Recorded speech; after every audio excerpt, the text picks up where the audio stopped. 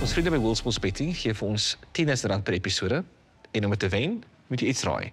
Natuurlik, vir die laaste episode tot nou toe, het ons R20,000 oorgedra. En julle moes raai wie huis toe gaan vandag. Was Benji weer reg gewees of nie? Nee, niemand was reg nie. Hoe de hel is het moontlik dat het allemaal kan verkeerd wees? Want niemand gaan huis toe nie. Wat?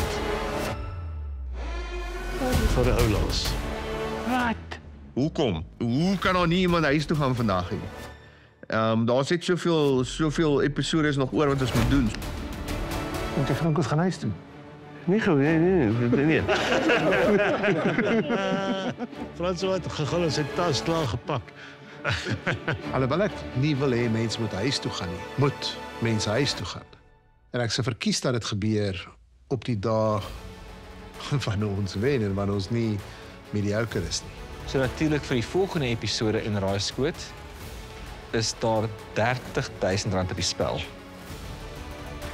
Lorian en Benji, julle het vandag so goed gekook dat daar nog 'n verrassing is vir julle. Julle hoef môre glad nie te kook nie.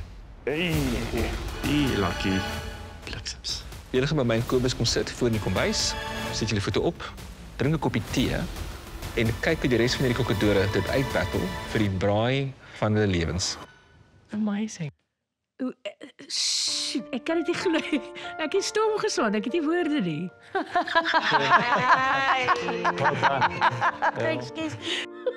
Ek is maar lag, ek voel sleg vir die ander mense wat wil kook word.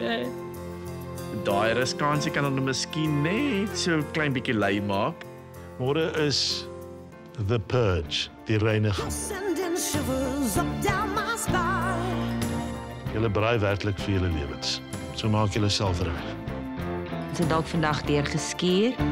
Dit is so belangrik dat ek nou moet fokus en dat ek en Stefan nou moet fokus, want ek sê nou vir jou, daar is nie meer kanse hoor nie.